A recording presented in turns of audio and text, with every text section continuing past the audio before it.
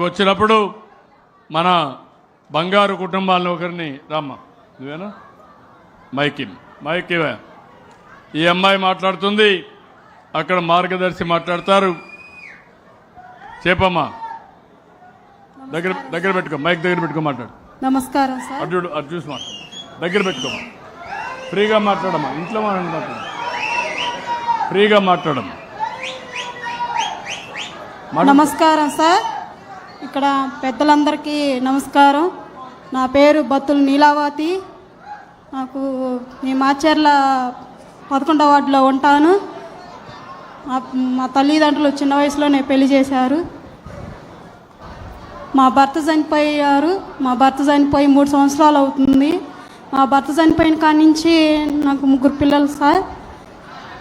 మా భర్త చనిపోయిన కాడి నుంచి నా పిల్లలు నేనే పోషించుకుంటున్నాను. కూలి పనికి వెళ్తూ నా పిల్లలు నేనే పోషించుకుంటున్నాను. ఒక పూట పని ఉంటే ఒక పూట పని ఉండదు. పూట పని లేనప్పుడు నేను ఇంట్లోనే ఉంటాను. పని లేనప్పుడల్లా ఇంట్లో ఉండి ఇబ్బంది పడుతున్నాను సార్. ఇక్కడికి నేను రావటం కారణం ఏంటంటే కూర్చో తీసుకుంటా కదా, నేను తీసుకుంటాను. పక్కన పెట్టు, ఆ అమ్మాయిని అక్కడ నిలబెట్టు. చూడ అమ్మాయిని అక్కడ నిలబెట్టండి. నేను పోయేటప్పుడు ఈ పక్కన మన అమ్మాయిని నిలబెట్టండి. ఓకే, వాళ్ళకు ప్రాబ్లమ్స్ ఉంటే ఎవరైనా కాగితాలు ఇవ్వాలంటే వరుస నిలబెట్టండి, తీసుకుంటూ వెళ్తాను. ముందు వాళ్ళు నిలబెట్టండి. ఓకే, చెప్పమ్మా.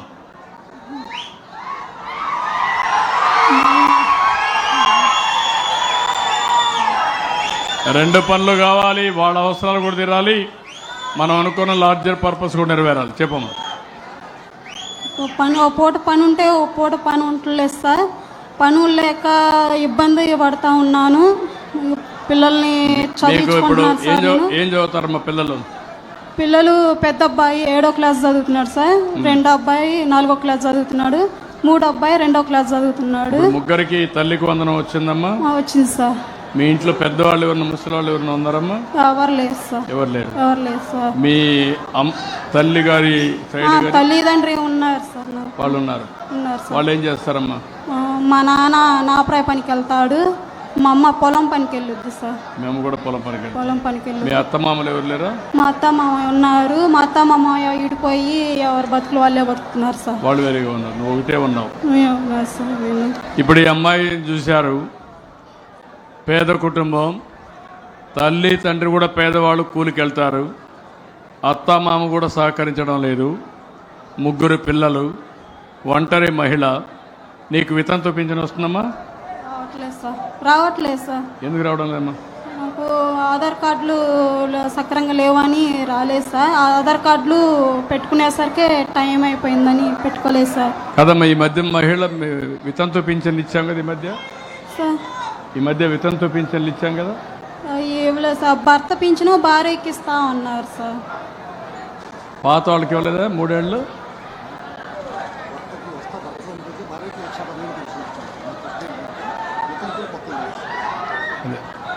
ఓకే, ఇప్పుడు ఈ అమ్మాయికి ఇలాంటి వాళ్ళకి కలెక్టర్ కూడా చెప్తున్నా, ఒకసారి ఎగ్జామ్ చేసి అమ్మాయికి ఇమ్మీడియట్గా వితంతు పింఛన్ ఇవ్వండి. ఈ నెల నుంచి నీకు 4,000 రూపాయలు పింఛన్ కూడా ఇస్తామమ్మా. దానివల్ల నీకు ఉపయోగపడుతుంది. ఇప్పుడు ఇక్కడ మార్గదర్శి ఉన్నారు, ఎట్లా చేస్తారు చెప్పండి. మార్గదర్శి, మీ పేరు చెప్పండి బ్రదర్. మీ పేరు? Good afternoon sir. గౌరవనీయులు మన రాష్ట్ర ముఖ్యమంత్రి వాళ్ళు శ్రీ నారా చంద్రబాబు నాయుడు గారికి, అలాగే వేదిక పైన ఉన్న మన ఎంపీ గారు లావు కృష్ణదేవరాయలు గారికి, మన శాసనసభ ఎమ్మెల్యే గారికి, సభకు అందరికీ నమస్కారం తెలియజేస్తున్నాను. మన మాచర్లకే తలమానికమైన మన కేసీపీ సిమెంట్ సంస్థ తరఫున నేను సీనియర్ జనరల్ మేనేజర్గా పనిచేస్తున్నాను. మా సంస్థ చైర్మన్ అండ్ మేనేజింగ్ డైరెక్టర్ గారు ఎన్నో ఇటువంటి ఉపాధి కార్యక్రమాలు ఎన్నో చేపట్టారు. ఇటువంటి P4 పథకాన్ని స్థాపించిన వెంటనే మన సారు చంద్రబాబు నాయుడు గారు, మా సిఎండి మేడం గారు కానీ, జేఎండి మేడం గారు, మా ఇందిరా దత్తు గారు కానీ ఇమ్మీడియట్గా మా యొక్క ఎంప్లాయీస్ని ఎవరైతే కాంటాక్ట్లో ఉన్నారో వాళ్ళను 105 మంది ఎంప్లాయీస్ను ఒకేసారి పర్మనెంట్ చేయడం జరిగింది. ఇది మా సార్ యొక్క ప్రోత్సాహం వల్ల, మా మేనేజ్మెంట్ ప్రోత్సాహం వల్ల నేను చేయగలిగాను. ఇటువంటి యొక్క ఉన్నతమైన కానీ మాచర్ల ప్రజలకు కానీ తర్వాత ప్రభుత్వం చేసే ఆదేశాలకు కానీ మేము ఎప్పుడూ ముందుండి చేస్తామని మీకు అందరికీ నేను చేస్తున్నాను. ఈరోజు ఈమె నీలావతి గారు ముందుకు వచ్చారు. ఈమెకు ఒకరోజు పని ఉంటే ఒకరోజు పని ఉండదు. అదే ఈ పనిని రోజు కల్పిస్తే ఈమెకు మంచి భవిష్యత్తు ఉంటుందనే ఉద్దేశంతో ప్రతిరోజు కూడా మేము ఉద్యోగంలో ఒక పని కల్పిస్తూ ప్రతిరోజు మేము ఇస్తాం సార్. ఇచ్చేసి ఆ తర్వాత ఖాళీ టైంలో ఏమైనా ఉంటే కూడా కుట్టు మిషన్ ఇస్తే కుట్టు మిషన్ కొట్టుకుంటే కూడా వారి యొక్క జీవనోపాధి కానీ వాళ్ళ పిల్లల్ని చదివించేదానికి కానీ మంచి భవిష్యత్తు ఉంటుందనే ఉద్దేశంతోనే ఇటువంటి కార్యక్రమంగా చేస్తున్నాం సార్. ఇంకా ఇదే విధంగా P4 కార్యక్రమంలో భాగంగానే ఇంకా కుట్టు మిషన్లు పంపిణీ చేసేదానికి మా మేనేజ్మెంట్ వారు కూడా ఈ యొక్క CSR యాక్టివ్లో ఒక 50 మిషన్లు శాంక్షన్ చేశారు సార్.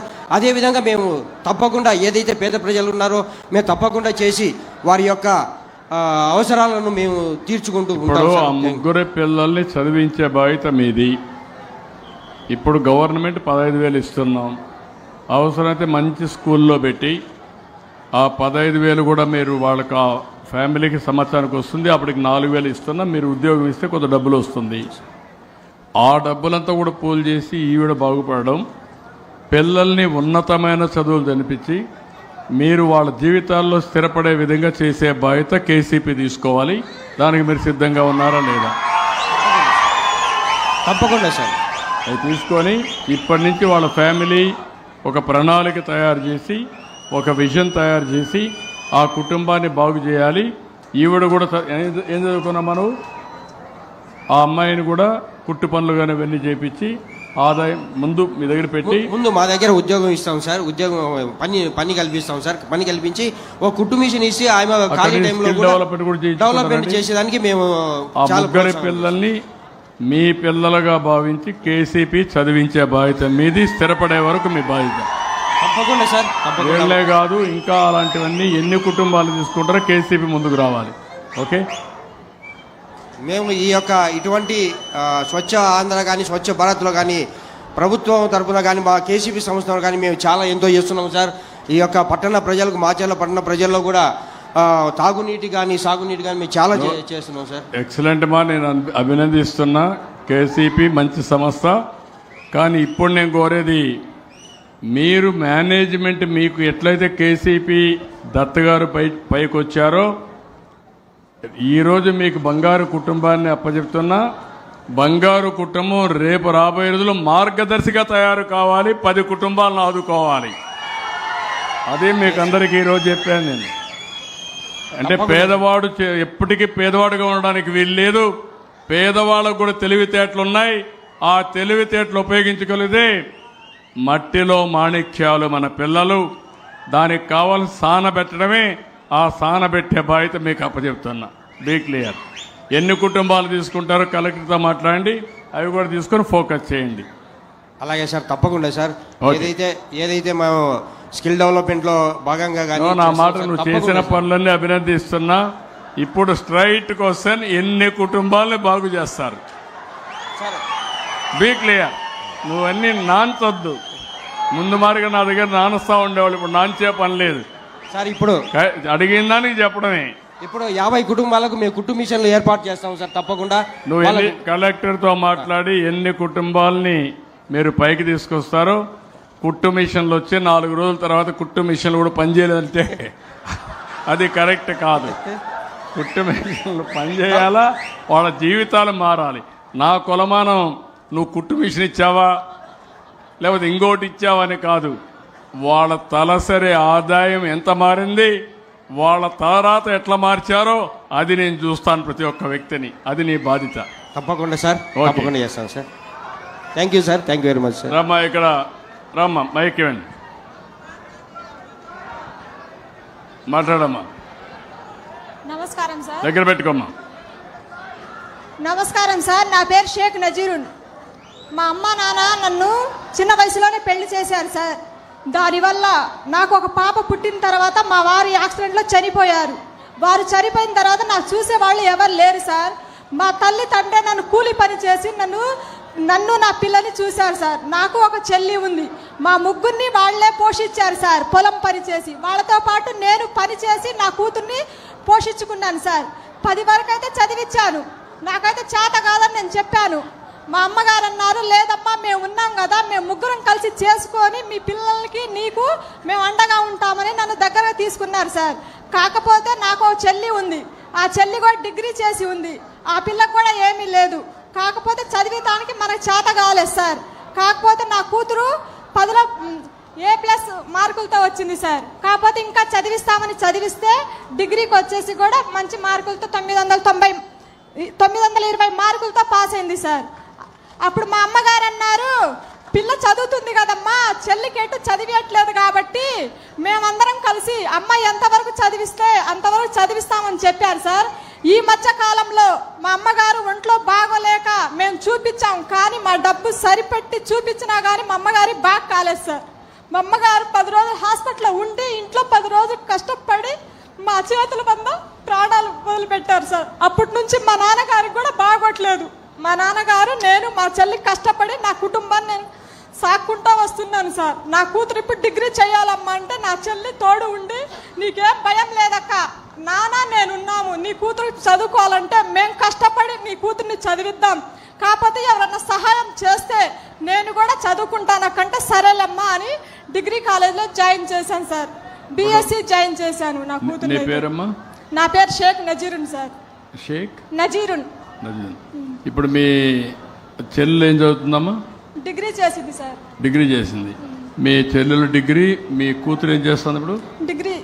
డిగ్రీ చేస్తాను. ఇద్దరు డిగ్రీ బీకామ్ చేస్తుంది, ఇప్పుడే జాయిన్ అయింది సార్. ఓకే, ఒకసారి మైక్ ఇవ్వండి. రండి మార్గదర్శి. నమస్కారం సార్. చెప్పండి. అందరికీ నమస్కారం అండి. మన కోఆర్డినేటర్ గారు ఫోన్